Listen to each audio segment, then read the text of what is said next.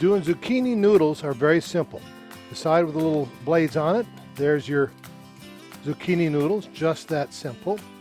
Now you take the tool, you turn it over, the side that both sides are the same on, that's how you do your zucchini noodles. Very, very simple.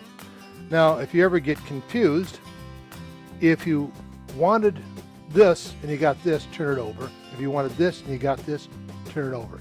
It's that simple. There's nothing difficult about it. You see, this one's getting a little small. It's hard to hold on to.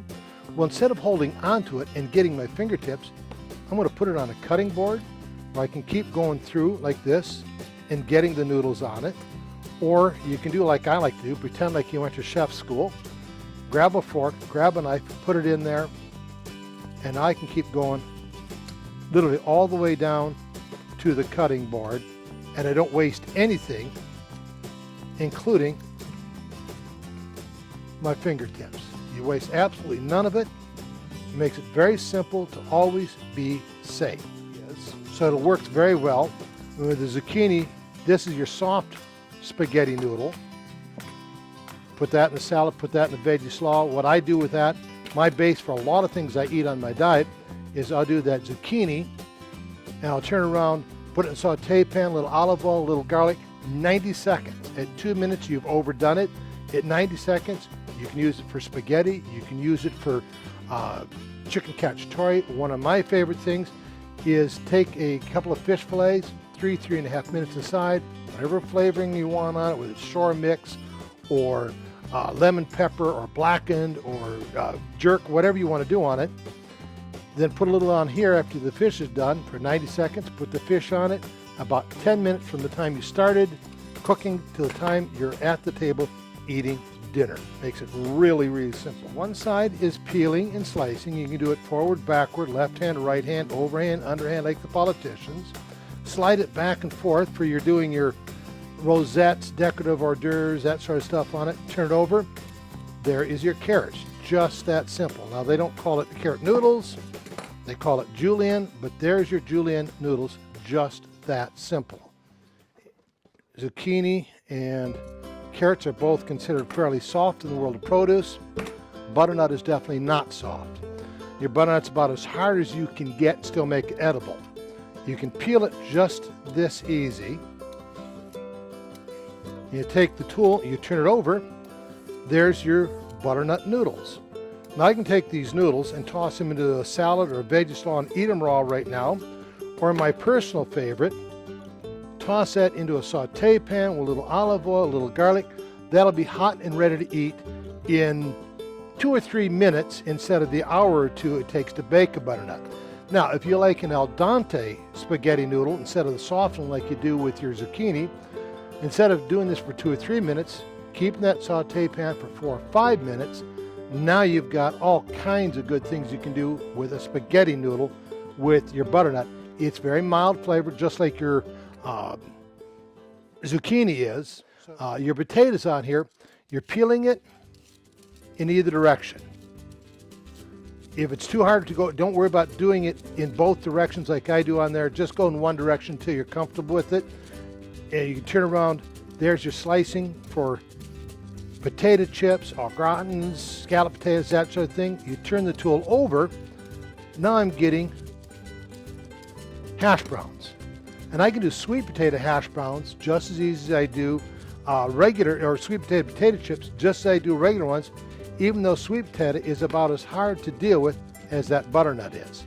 Now, just to prove that to you, I've got a sweet potato here. You see how easy it is to peel it?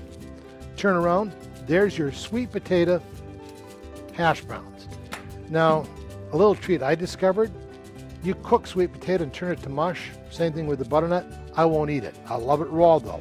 One of my favorite treats is take your sweet potato, shred it like this, just do the whole thing into a bowl, drizzle a little blue cheese or ranch dressing on it, and I call it my adult ice cream sundae. It's light, it's sweet, it's tasty, and it's refreshing and incredibly easy to do. With pineapple, a lot of people have trouble with it because they want to be very timid. They'll put it on here and try to pull it, and it's hard. The butternut, the pineapple skin is tough. Where I start, you see my tool is 3 or 4 inches above it, and I do it with confidence. I don't do it gently. I just go in one continuous motion, rocking it down there until I get where I want to do it again, and now I've got that pineapple slice I can use for veggie rolls or fruit sushi. Fruit rolls or fruit sushi, just that easy. The secret though is do not tempt it like this. That's way harder. Just rock it down with confidence. You don't have to be super hard, super aggressive. Just do it with some confidence on it. For those of you who like coleslaw you can do very easy with the cabbage. You need a sharp edge like this, whether it's quartered or halved like this one, and all you do is use the peeler side on there. Just keep working that a little bit at a time on it. There's coleslaw, just that easy. There's nothing difficult about it. Fast, simple. Just remember, you got to have a sharp edge to make that work. With this, you can do your slices, just that simple, for sandwiches or snacks. Turn the tool over.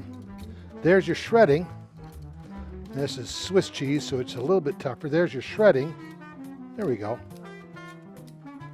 Shred it right into your salad, right into your chili, right into the saute pan, right wherever you want.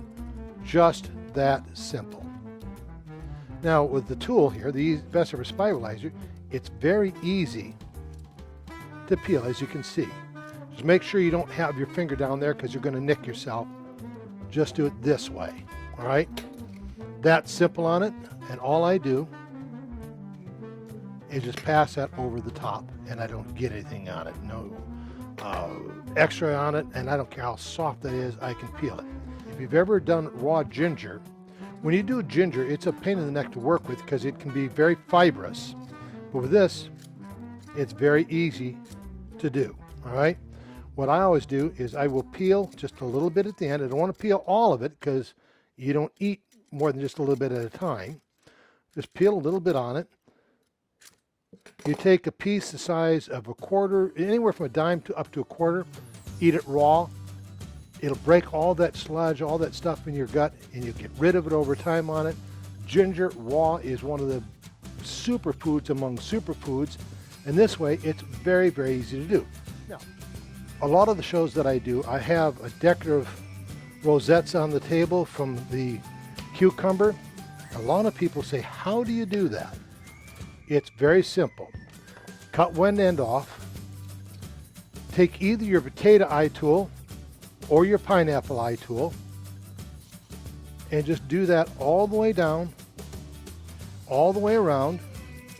Most cucumbers, it's 5 or 6 little strips on that. The strips that I'm cutting out here, I can use on an hors d'oeuvre tray or a veggie tray. And then I get one more here. Now you see I've cut all the way around on that. Get a knife out, simply cut those, and as they fall away, you can see what I'm doing. I'm creating nice little rosettes. It takes about a minute for an entire cucumber on it. You put that on the tray, and people think you worked for hours to make it look good. It's just that simple.